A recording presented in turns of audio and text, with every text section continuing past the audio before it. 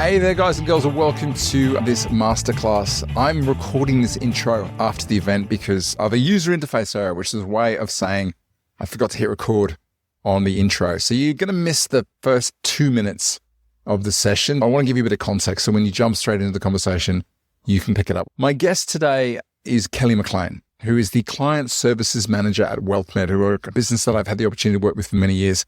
But that's not what's interesting about Kelly. That's not what makes her the most interesting person in the room. It's this career journey she's had, which is anything but typical. Kelly started out in aviation and worked her way up to first class very quickly indeed, out of delivering the kind of surprise and delight services that I think we all love to experience as passengers. I want you to picture her as a really young flight attendant, winning passenger after passenger with her knack for turning these tiny moments, like helping an overwhelmed mum in economy, into lifelong loyalty building memories. And here's where the story gets really interesting, is Kelly took those high level secrets off the first class of the plane and brought them into financial services. Today, she's turning WealthMed's client experience into something which is remarkable. Managing a large body of clients, many of them are doctors and healthcare professionals who have little time and often high expectations.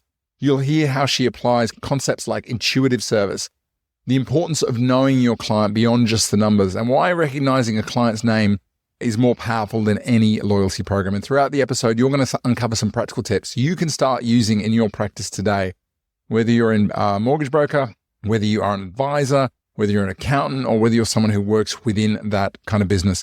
Plus, Kelly is going to share some really honest insights on building great teams, on dealing with difficult clients, which is the part of the conversation I really enjoyed, and when someone leaves your business, why the way you say goodbye can matter more than any milestone you celebrated while you were together. Stick with us till the end as well, because Kelly's approach to building trust while keeping her cool, even with rock star clients, literally rock star clients. As I said, we're going to jump straight into the conversation. Now you know what's coming. Let's get started. I can't wait to unpack this, because I think what we're going to talk about today is not only your own experience. I'm so interested in seeing behind that, but obviously in what you've built and what you've been working through at WealthMed, you're dealing with all sorts of things. You're different industry. You're dealing with a way of delivering that is obviously very different, as well as you're dealing with people who maybe haven't come through the same kind of training as you are, maybe don't wear a uniform the way that you do, and maybe don't know how to deal with things the way you do. So I think it's going to be really interesting to unpack it. Let's start at the beginning. For those who don't know you personally, can you give us a bit of background as to what you do at WealthMed and your background in general? I'm not sure. At WealthMed, I'm Client Services Manager. The company got to a point to be able to hire someone like myself to really look after their client base. They've got about 500. They're looking to go into other states. It is a really great offering, multidisciplinary. I think what's important to explain is, regardless if it's financial planning or any type of industry, this training is universal. We're dealing with people. We predominantly dealing with doctors and health staff. So people are working around the clock, shift workers. And so I think taking away to your specific business, it's just knowing your customer and how they need to be communicated to, because we might try and call the doctor, but we know that they could be operating, and then let's try other means of communication.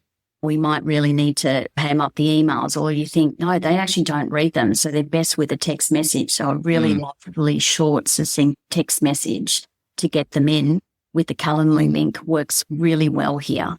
Is it true what I say about doctors and handwriting? Absolutely. Yeah. Okay. Thought so. Yeah. So don't ask them to write you a letter, because that's not what you want. No, exactly. Yeah. I really think the most important is know your customer, know your value proposition of what you're offering, and really do it well. And I think then people won't get upset. I know it's very easy to say, and looking at the airline business, we buy a ticket, we're hoping it's departing on time and our booked. But how often are we impacted? Quite often today. Yeah, that's true. So we understand problems arise. There are pain points in the business. Know those pain points and work out a really great narrative that you can talk with, train your staff. So look, we're all human. We understand. And if we can take ownership of it and apologize, offer solutions. What we find in the airline business is you're at 55,000 feet. We can't just run off and buy something. We can't offer another steak. We've only got the food we have there. We always have a bit of a joke with the flight attendant saying we're a 747, not a 711. We can only do right? We I what love we that. want. And it's the same on the ground, really. Like we can't make sometimes things happen. So if we offer solutions, give a couple of solutions so the client is still in control of their journey. And Look, can I take it back to the beginning? sure. Client service manager, I feel like that's a massive understatement of what your role is. Because most people would hear client service manager, and to them, that would be the point of contact, maybe doing some administrative work, booking the calendars. Your role feels like it's more than that. How long have you been doing this role? Has it expanded a lot since you began it? Look, it definitely.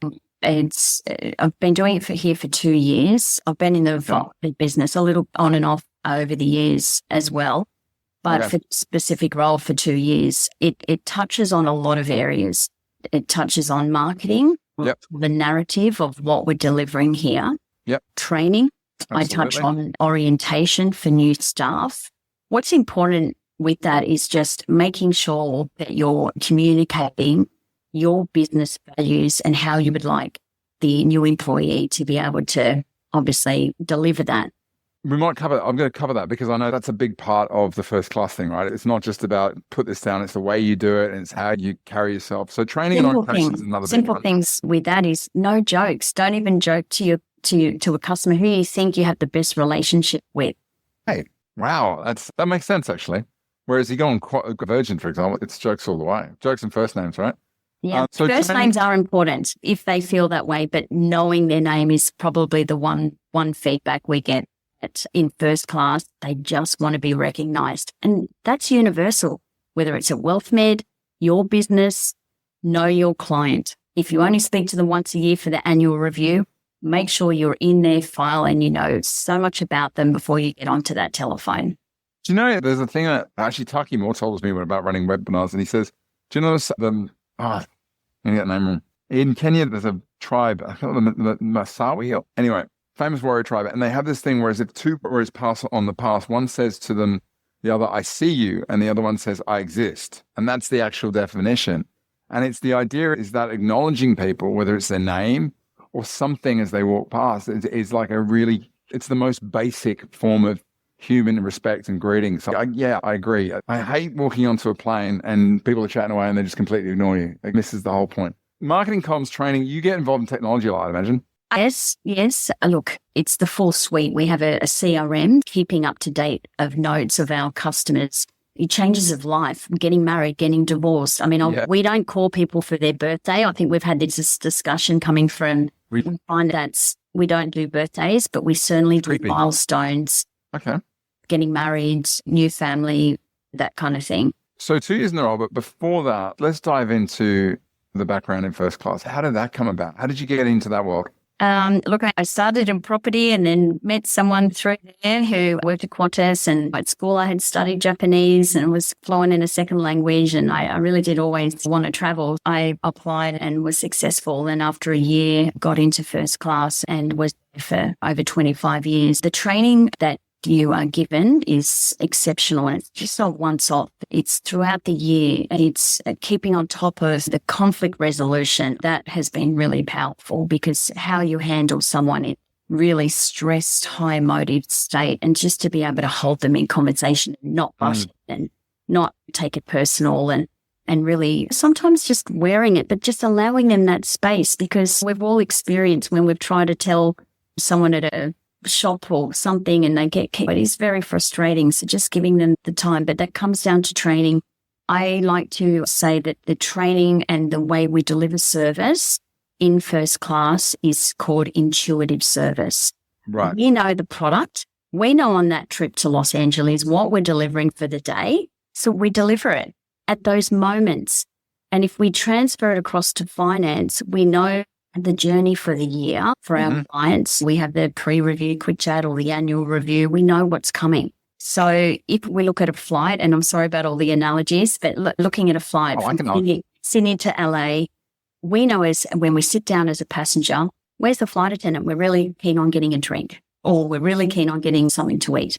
But there's times in the flight that we don't really want to hear from the flight attendant. Like when they come into the office and we've got the earphones on and they're trying to ask, everything is. Clearly everything's okay. I'm eating and drinking. But so if you can look at the potential client journey and you know that there's times in the journey you need to be talking to them to gather information or check in with them, do those really well. Those times that I do doing is this now. I was going to ask, one thing I'm really interested to know is because, and I'm going back, I'm sorry, I want to jump in, but there's some threads of your story that I really want to pull out because I think, again, the journey you've been on is unique in your skill set and the way you view things.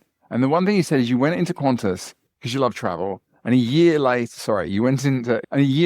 you were promoted to first class. That doesn't seem, that's a fairly fast track. That feels to me. Yes. And back in the day, it used to be, but now the staff will come in, they'll do a lot of training, and then there'll be a blend out between first class and business class. But look, it's the training and it's before they're even put in front of the customer. So why do you think that, are you aware, why were you fast tracked for that? What was it about what you were doing or your skill set that made them go, this person should not be at the back of the plane and they need to be at the front of the plane? And I know you're going to be modest about this, but really, what was it? Look, back in the day, people would actually write in and say and give feedback. And I really tried to, I enjoyed working in economy because people are there, the mums, the dads, they're once of a year, once of a lifetime trip, and they're just so happy to be there. Yeah. Just making people's journey. And I think if there's any opportunity in business or on a flight that you can go and tune in, and whether it might be going up to a mum and say, look, can I nurse your baby just for while you have your meal? We'll just walking around, and it's just those little things. Yeah, but walk straight by her while she's struggling, trying to eat, or you can intervene, and it's taking those moments. So I really enjoyed doing that. I think, but just having a lot of customer feedback really helped my cause because I was very young as well. But after that, after all the training and again, being out in first class, then I was chosen for a lot of charter flights and rock bands and all sorts of different things. You know, all sorts of things, and just have that level of professionalism. And yeah. So without mentioning any names, obviously, you're saying that you were on some flights where there was well-known rock bands on the flights. Oh, yes. It was so funny. I had the Rolling Stones and I didn't really even know who they were. Wow. And generally they pretty well behaved, or do a few get bit raucous? Oh, look, it's when you have a charter, they could smoke. It was back then. I remember because I used to go back to England and Ireland. My parents were there. We used to go on the 747 and do just the long haul thing. It was awful. It was Abu Dhabi and all the rest of it. Back then, Abu Dhabi was like, there was nothing there. But yeah, if you booked too late, you'd get the seat at the back of the plane, which was smoking. So there's a 4-year-old kid, an 8-year-old kid sat there next to some stranger, puffing away the hole. It's a crazy world, right? Back then. Crazy. You went from, and I guess the reason I want to draw this out is because if you're recruiting someone into your business and the expectation is they're going to have to learn how to do things slowly, that's not the case. If you get the right person with the skill set, it's potentially they could be an absolute superstar within a very short space of time and be the best you've got. So what was it? The client feedback's a big one. So you inspired people enough for them to go, you know what, I'm going to make a comment. I'm going to fill in a feedback form about Kelly. And that was the thing that drove it. But what were you doing differently? Look, I think it's personalizing someone's experience. What you have as a basic delivery, you have to deliver the food and the drinks and so forth. But I like to call them surprise and delights. Yep. Okay. There's moments there that you can actually intervene, whether it's a child and you go and get one of those coloring books and deliver it to them. In our business here, I had a gentleman recently come in and he was retiring, and I thought, it'd be nice to perhaps send him a golf magazine subscription or something he's interested in. It's not a big expense, but every month he gets that in the mail. He'll be thinking of us. Yep. So let's dive into it. You get into first class, and now you are going through, I presume first class is a pretty regimented training methodology. Is that correct? It is. And look, to be fair, most of the cabins are. There is a structure. There's steps in the journey. So deliverable. The number one feedback from our premium cabins is they want to be recognised for coming back and sticking with our business. The airline industry, financial industry, even schoolings. I did some time at a school, and the amount of competition in those spaces, the passenger, the client, they know they have options. People aren't committed to a point system these days. People will jump around. Yeah. So it's the front of house that you do have to value. Going back to what you were saying with fast tracking through, I think if you're looking to bring people into your business, and if they're not from the financial industry or from your specific industry, ask the questions about, it's very much behavioral interviewing now. It's about asking what they've done. Tell us about your ideal service. Tell us about the bad service you've had and how you've overcome it. Because if they've done it, they will do it again and again, not just give them, what would you do in this situation? So I think that's really important. But all of this stuff is transferable. So if you're wanting a rule gun in the client services, look at where they've come from, look at those conversations you're having, and they'll be able to spread that magic, even if they're not from your industry. So going back to the training, because I want to take as much as I can, and I don't want to push you on anything you can't share. So if for whatever reason it's proprietary, just tell me. I can't go there, Stu. But I'm presuming when you are training, and I know you've trained people, that's correct, right? Yeah. You must be looking for a certain type of person with a certain skill set that is going to be more trainable and more amenable. And then there's certain things you teach them or you really focus on. What kind of things were you looking for to start with that would make somebody who could actually was capable of delivering that amazing service? What are the traits or experience? Within the airline, they're looking for all sorts of, there's no age, no stage. It's people with some experience, but then there's that really effervescent first impressions. Okay. Really important, because when you're looking at that type of industry, they're flying with different people all the time. So you're going to have to be able to spark up a relationship pretty quickly in that premium cabin and not be shy or in that sense. And it's the similar here with WealthMed. Yep. The doctors, we've got a very short time to deal with them because they're in a massive rush. So someone who can be impactful quickly. Okay. Someone who, is trainable, because sometimes you'll get to know that in the interview that you'll be talking about things and if they're defensive or combative, that's not going to be workable. I think it's important when you are recruiting that you know your own work's values and you can talk to them and see how they feel about them and see if they can add any value. And if it's speaking the same language, certainly on their CVs, there'll be certain words that hopefully will marry up to what you need in your business. And then that's your job to try and bring that out if it's not coming across straight away. But anyone that's had a lot of training with the conflict resolution is going to be able to work with those really difficult customers. And you might only have a couple. Those 5% become the noise of 100%. So you really need someone who's going to be able to stay calm and just, I didn't realize I also did a counseling degree, but realized to be a listener, I thought I was a good listener until I did one of those courses, but just to be able to pause and really let people be able to speak is really a good skill set. So if they've had any experience, even in that kind of background, it's really valuable. I love it. Counseling, first class, doing, wow. You must manage your time incredibly well. I've got to be honest. I'm not sure. Like everyone else, I'm very full on outside of work. But I think when you're in work, you prepare. And it's that some of those old fashioned tips, please just treat someone how you'd like to be treated. Or if you've got a family member. And so it's no different to planning. The doctors come in here, they're very educated, they're specialist skill set. They're probably just doing heart surgery and they come across here, and we have to make sure we're not, I'm not saying dumbing down, but we're certainly talking that's of the topic, easy for them to understand. I had someone recently say, just talk year 5 maths to me regarding answers. So just be aware of that. Know your customer in and out of their psychologies. You might be dealing with someone who's had no sleep for 24 hours and you're wanting to get into this big thing. Is that time the best at that point when you're making that appointment time? Yeah, absolutely. So all ages and stages, that doesn't matter. If someone who makes a good first impression, someone who can spark up, which makes total sense, someone who isn't shy, someone who is trainable, in other words, you teach them something, they're listening, they're paying attention, who doesn't display signs of being defensive or compatible, which pretty much wipes me out, and calm under pressure as well. Those are the main things that are going to make someone good.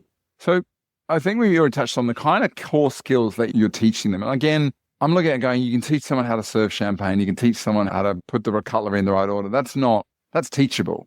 There's certain things that underpin it that I would imagine are the primary things you want to put in place. And you mentioned being able to recognize people. And I don't mean recognize their faces, but acknowledge them. Dispute resolution. What other things were you teaching them in order to make sure that the skills you imprinted will get delivered with the right principles underneath them? Look, the wonderful thing about First Class is it's a self-managed team. You've got 3 team members there who have enough skill that can actually solve the issue, can work together. There's no hierarchy, okay?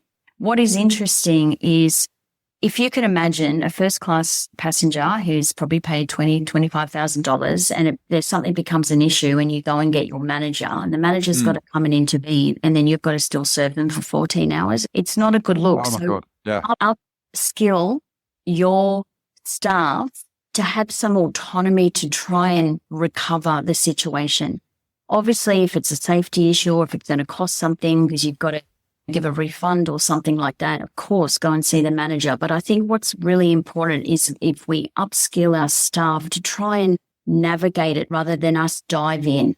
Yeah. I think it brings down the professionalism and brings down that person won't go to that person next time. They'll just escalate. And I think then you're out of runway.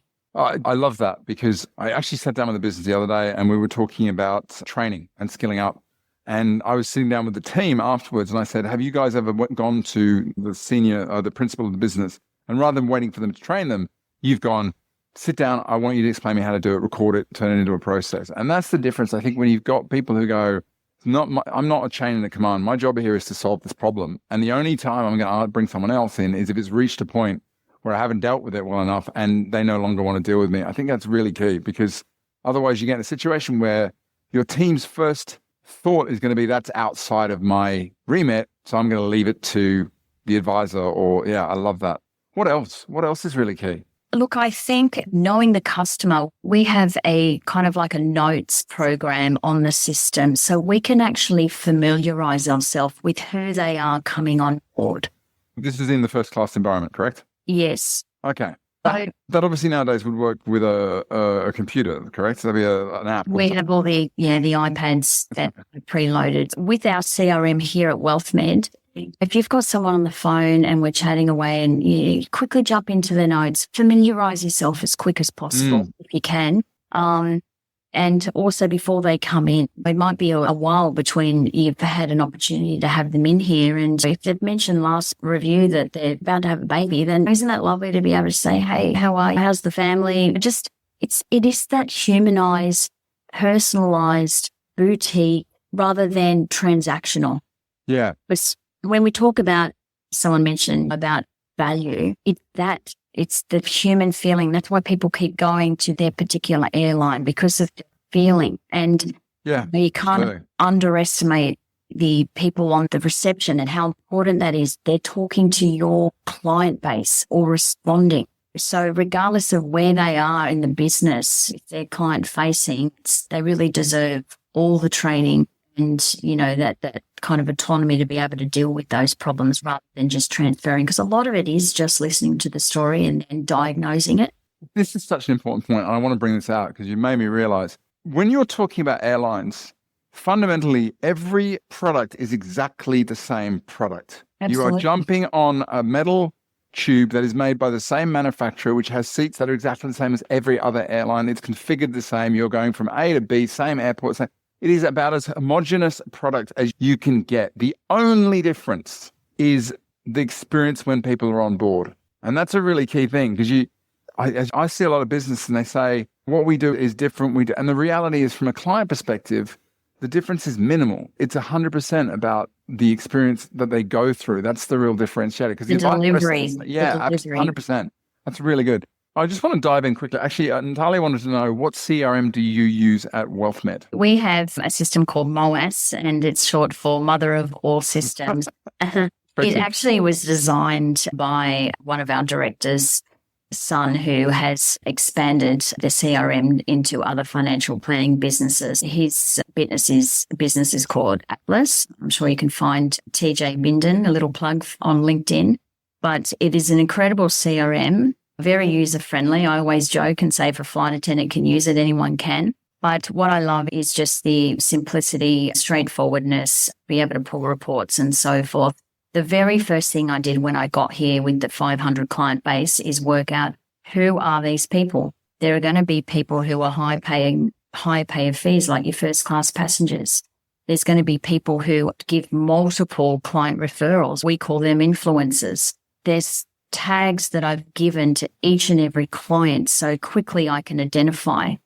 I've also tagged the clients who call up who do have a problem, and I put a caution sign on there, because if they get someone else next week and they get this haphazard kind of response, they're already at a high level. They're already upset. Let's not rub salt on the wound. So once we've recovered the client and it's stepped down, I put them into recovery mode, and I put a little recovery tag, because I want people to not make anything else worse or throw anything else on there that will take them back and actually they're going to leave. So knowing the clients, I don't know if your system has the capacity to tag them. This helped us with Christmas hampers at Christmas time. When I first got here, I was like, how do we do this if we don't know who we're going to send a basket to? So know the client and differentiate who they are. So that's been incredibly useful and really powerful. And I guess we could jump in and spend a whole bunch talking about, the work that needs to go in before the flight starts. I mean, you've obviously got to go in and you rely on the data that's being put in presumably by other flight crew and other people in the background, and it's pulling in from the systems. But let's dive in and let's talk about moving from that world into the financial services world, because I think that'd be really interesting. One question Natalia popped out, and Natalia is winning the prize for questions at the moment. Obviously, we've spoken a lot about looking for certain types of people, and I think that's important anyway, because if you've got a client service manager who doesn't like dealing with people, is terrible at first impressions, doesn't spark up, it's not going to work as well as someone who's got those. But do you believe in psychometric testing as a means of finding that kind of personality? Is it something you've used in what you do? Yeah, look, and they do use it here as well to even look at their staff within their team at the moment too. Even as a manager, how to talk to your staff that you're managing, because if it comes out that, they like to be spoken to in this way, then you're not going to email them. If you want to say, if I need someone here to do a job and they really need that fluffy, I might go in and say, hi, touching base, hope your day's going well. Would you mind possibly getting this done? But if it's someone else who I know who is great with tasks, I can just say, hey, can you jump in and do this for me now? So there's a way of even talking to your internal customers, which are your employees. And it's just about getting the message across. You probably know really well how people tick in your office. Obviously on board, we're a self-managed team. So we get in, we do our tasks a little bit robotically in a sense. But working here in the office with people that you see every single day, there's ways of, I guess, massaging them to get the stuff done that you need to. But we're in an environment that, regular training, having client feedback, there might be we're not getting back to people in a timely manner. So just if there's any problems that come through, then just highlight it and go, hey, our turnaround time for emails with clients are 24 hours. Can we really try and work on that? And it's just plucking them down constantly, because we do forget, we get busy, very busy here. So this is interesting, because I'd imagine there is a training and a retraining cycle within first class. And I've got a view on how long training lasts in any situation, particularly if you're dealing with doing things a certain way. What do you think the cycle is? Like, how often do first class crew, do you go right back and go, we need to train you on everything again? Like, how long does it last? What we do there is, like, obviously initially it's probably a 2-month training period, and we get taken down to the chef's kitchen in Sydney and just talk about the food and all of that stuff, because the menu changes. And it's probably similar with any business. Themes change. So it's called refresh training, or if there's any changes that come in, but a refresh. And I would use refresh training with any of those pain points that you're seeing coming through, either from client feedback or yourself, things aren't being done. And it's totally fair you're not going to get your staff upset because it's a refresh training. If you're going through obviously new training, new CRM and so forth, we're all on that train. I've done sort of new client training or do pricing training or review training, client advisor on review. And I think if you train staff up 3 years later, whatever you've put in place, just assume that it's now deviated from the norm. It's evolved and you need to bring it back. And sometimes you can deviate after 6 months. That's true. That's true. If you don't have operational oversight, you don't have workflow, there's no monitoring, there's no management. Absolutely. Which is really interesting to hear about the whole system being self-managing, because that's what everybody wants. They want a team that you can give them complete autonomy, but know that they're going to deliver what you need them to by the deadline without being followed up. That's the panacea. And that comes from trust from management. There's a great document. I know we've run through it. It's Netflix, Culture of Freedom and Responsibility. And it's a fascinating read. I'll shoot it through to people if they're interested, but they're dealing with the problem that businesses, as they grow, they get more complex. The way that they deal with complexity is you've got two options. You let chaos reign, or you rely on really capable people to control it. But eventually it gets out of control because we as human beings. And then you put in place processes and bureaucracy, which forces good people out and creates more inefficiency. And they've come up with a solution, which is we're going to keep everything really simple. And as a result of keeping it simple, we're going to give people freedom to do the things they want. But the trade-off is we need our people to be accountable, which is they commit to deadlines, they commit to measurements, they understand the strategic direction and what we're trying to achieve, and they don't deviate from it. It's a fantastic read, and it's really aligned with what you're saying. You come into WealthMed, and you've been given a remit, which is we need you to design a client experience for these time poor, incredibly important people in terms of taking care of life and death situations. And to do that, we need you to leverage the systems. We need you to get people doing the same things. We need all of that sort of stuff, the human factor. What was your first was this your first time in financial services when you joined this role? Yes, it was. What was your first impressions? It was. Look, I knew it was very dynamic. And I also knew that they had developed a CRM for it to be one language, because obviously the finance division have their own CRM for collecting data, and then property different. And there's a lot of people using different things, but that was good to bring one CRM. Yep. Following the lead register is another kind of register, and the team involved with that. But I think the very first task was just getting to know their customers, which nobody could really answer quickly on whether they were the high tiered without kind of really getting into some data. Which is ironic. And I would agree with that. I think there's a lot of data on clients, but whether or not every firm has actually the level of insight into who the client actually is. And some do, by the way, those out there who have really good conversations with your clients about not just the money, but about what they want to achieve. And importantly, you're sitting down and that the data that is in your CRM is reflective of every conversation in the richest. There's a lot of firms that don't have that insight, despite all the data, right? What I also found was there's client, and obviously in the financial planning, people are coming to you with their huge assets, their money, their small assets that they needed to grow. There's a huge level of trust. So the relationship is so important. Okay, we talk about airline travel, but as I said, the flight's for 12 hours and they get off and they can choose someone else. But this is a real journey. So it's really that the client feels like you're walking the journey with them. And if there's any opportunities that you can rejoice in the highs of their journey, whether something's gone up or we know that. But I think I touched on it earlier when we talk about making those deposits on a flight journey. So if you've got a great introduction, and you're moving through it, and then it's time for the meal and you've run out. And guess what? We don't have 100% of all the food options in first class. There's times that it has run out. You've got to have those conversations. Is you're hoping that you've had enough deposits of the goodness, the loveliness, that the person's going to be okay with that, and you offer solutions. Whereas if you haven't made those deposits and there is a stuff up or a mistake, it's going to be a little bit harder to come back. So look for those opportunities in the client journey you can really put in. Love it. And then your recovery should be less painful for both people. It's the brownie point bank, isn't it? Build up the brownie point bank and you'll get away with the times you stuff up. It's so true. And once upon a time, it used to be the customer's always right. That's not so much the case. There are times when safety related and they're wrong and that's it. And I guess in financial, that there's times that there's laws and things around what the decisions have been. And yes, it may not have been as successful, but there's things that support that. But I really think it's okay to apologize and own it. People are human and we're in a people business. But I think trust, what I find with this changes of staff, I think we've got to be on the front foot with communicating that across. There's probably some points here that you could do that a lot faster. And I think being on the front foot is. I want to talk about it. Obviously, you've done a lot of work in this, and I always think about client experience. There's the above the line stuff, which is the stuff that clients see.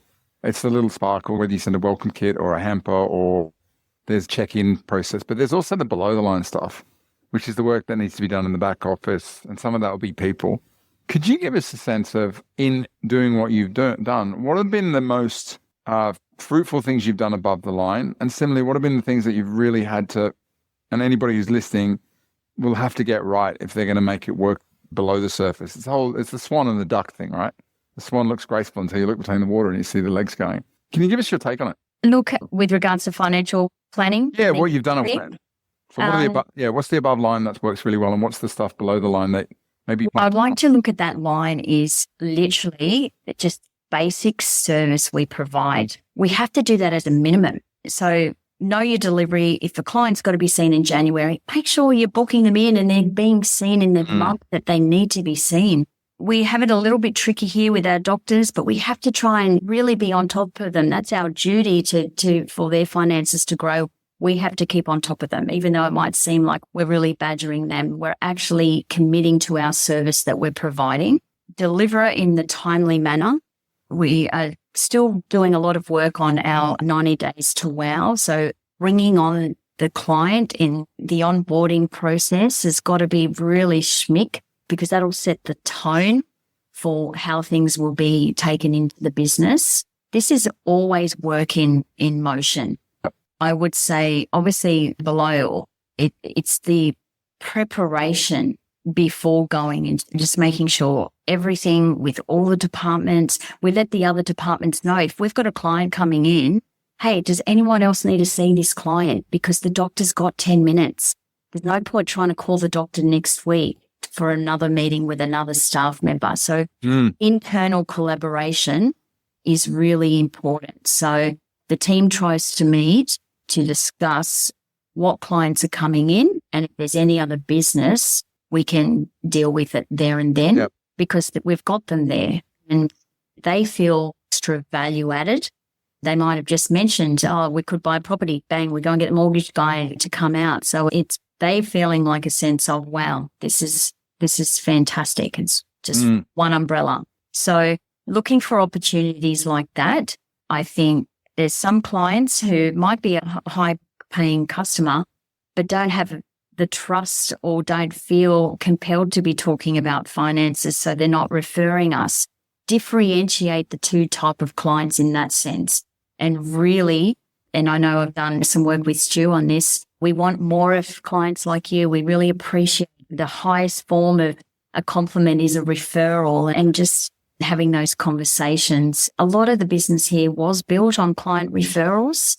Obviously, we have a big mix now with digital marketing and so forth. But what I find with client referrals is they tend to come on board and stay, then end up telling others. So if you can really look after even that level of the leads coming through and monitoring that and actually rewarding those clients, we might send them a little voucher, or some of our doctors like that we support wish list. And I think all that stuff below is also with your business of your brand awareness out there as well. Really tune into some community stuff and just really be out there and realize that really looks good, how you're helping the wider community. I love it. Have you ever heard of the 6 Ps? Remind me. I'm sure I have. It's an SAS thing. It's prior planning prevents performance. It's so good. Yes. It's true. I particularly when you get to scale, and you guys are doing this very much at scale, you can't do this last minute. You can't have one advisor who's rocking in the day before, the hour before the review meeting and asking for review reports. You can't be trying to get a doctor in for a review next week because you forgot to phone them last week. It won't work. And that's the whole thing. It's like, You got to get engagement. I love that. This is really good. The basic is do what you said you're going to do and have a system in behind it. Keep on top of it. Make sure you deliver on a timely manner. And I've got this view. When a client's follow me up, I feel I've failed because I'm the coach. I should be following them up. And make sure you have a structured first 90 because that'll solve a lot of problems when you're onboarding them and teaching them. And then under the bonnet, make sure you're getting ahead of it. Make sure the team are communicating in advance about what's coming, which equals collaboration. Segment your clients based on the quality of relationship as well as how much money they're paying you or what the service packages are.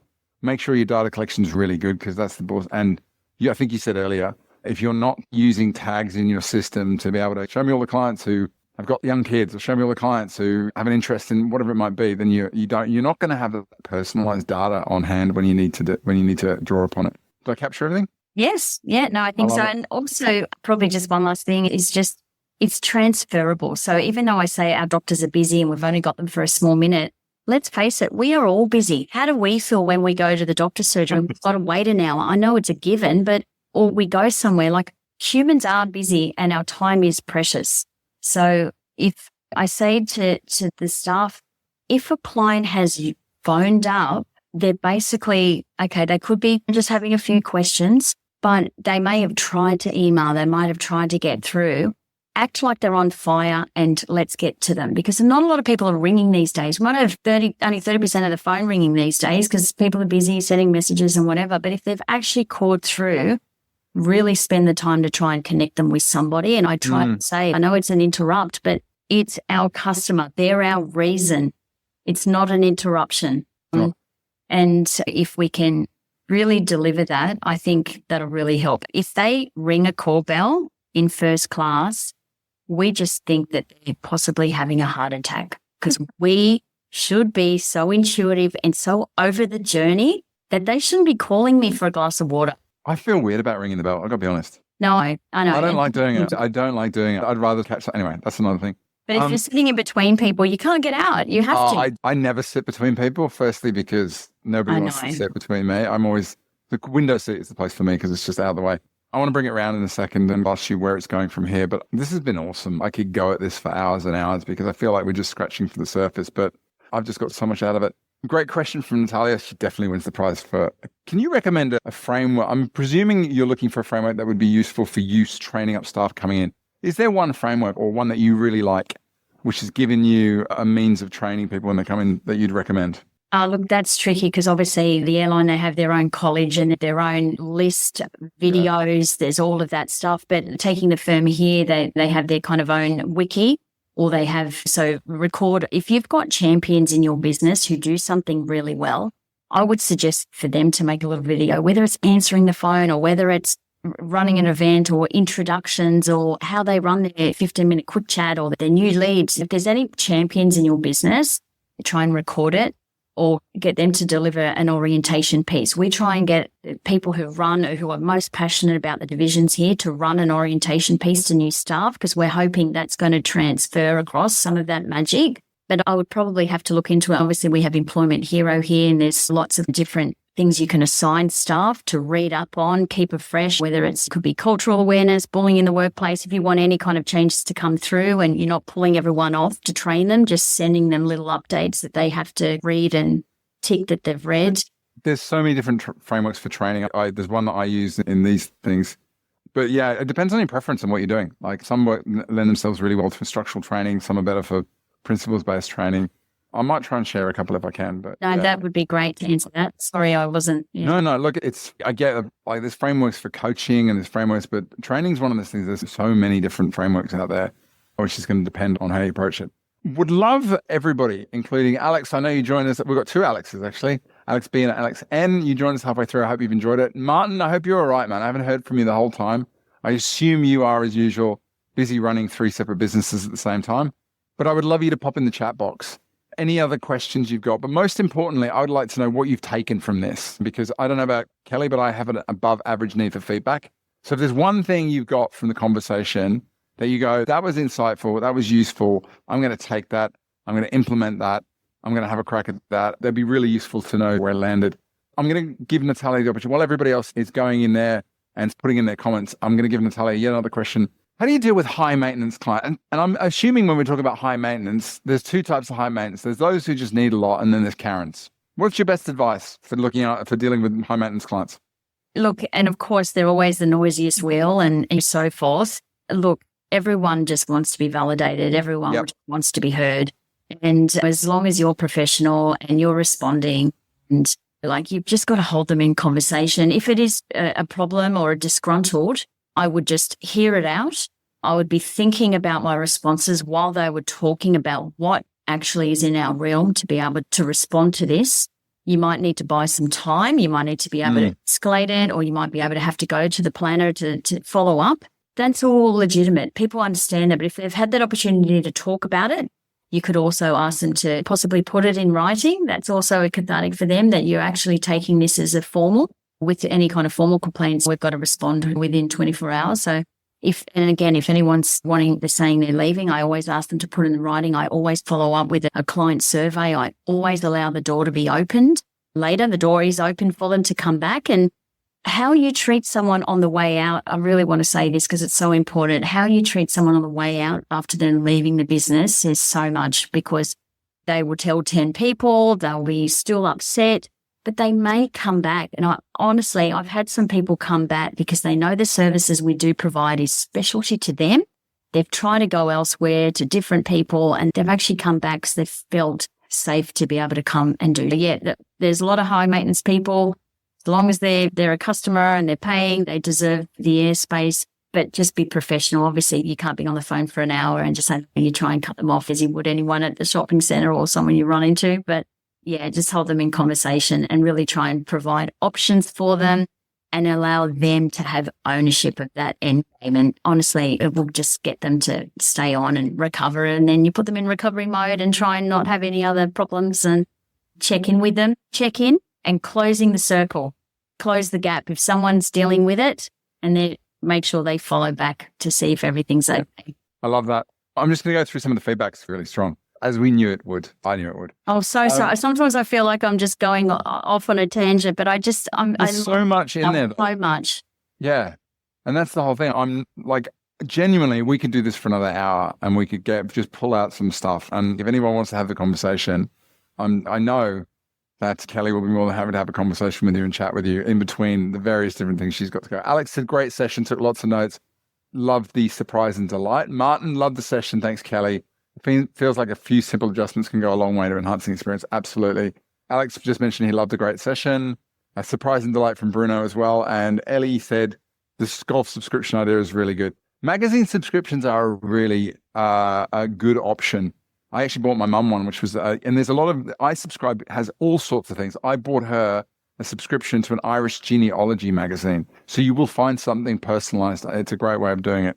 If people wanted to, I wanted to learn more about WealthMed or client experience in general, connect with you, where would you recommend they take this next? Like for themselves. Like, if they wanted to reach out and have a chat, would that be okay? Oh, absolutely. Would absolutely love. And I know, Stu, you've been doing some kind of peer stuff. So if there was people to even regularly or once a month or once every 3 months or whatever works, I think this stuff, and it's word of mouth for businesses and how people are treated, that this is when people keep coming back, and then they won't question, is this of value to me? Are you okay if I put you? Yeah, perfect. Okay, go.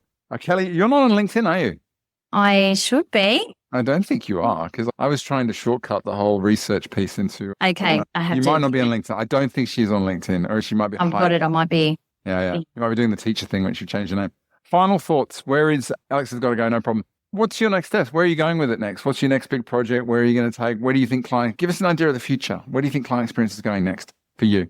Look, it would be great if it was all intuitive, right? We know what we're offering. We know what we've sold them. Let's really try and have those moments of getting in front of it rather than them having to call us. That would be ideal. But I think for WealthMed and where I'm going personally is, just hopefully to WealthMed in different states. So getting around and really just sharing the training and knowledge of what we do here with the values and how we talk to people, know the customer and all of that stuff. Definitely expansion. I love it. I've got so many notes here. The bits like Japanese. We could talk about it some more. I love the fact that we're talking to someone who went from economy to first class in a year, which is extraordinary. the areas around what to look for, I think is going to be really helpful if you're a business that wants to go out there and find someone who's going to naturally do that. Because I think sometimes those skills nowadays, particularly in the technical space, there's not enough focus on the soft skills as there used to be. There isn't as much anymore, as well as that whole thing about refresh training, the small deposits, surprise and delight, so much good stuff. Any final thoughts, Kelly? Look, just thank you so much for the opportunity. I think it's a really great space. A lot of businesses are really starting to, this used to be a nice to have, but this is a must to have space. Because if you're constantly worrying about the budget or the finances and not the people, you're missing the point. Because if you look after the people, this will look after the bottom line. Yeah. It was funny, man. That's what Branson said. Circling straight back, he said the thing about shareholder value, it's a bunch of crap. He said you don't put the shareholder first, you put your team first. They put the client first. And if you look after the client, the shareholder value looks after itself as long as you got it really is true. Yeah, you nailed it. Kelly, what a wonderful way to finish off Friday. I hope you have a wonderful weekend. I hope everyone's enjoyed it. I hope you've got a great weekend planned. And we'll catch up with you soon and join me for the next one as well. But other than that, Kelly, thanks again. Thank you. Thanks for tuning in, everyone. Have a lovely weekend. See ya. Bye. Bye.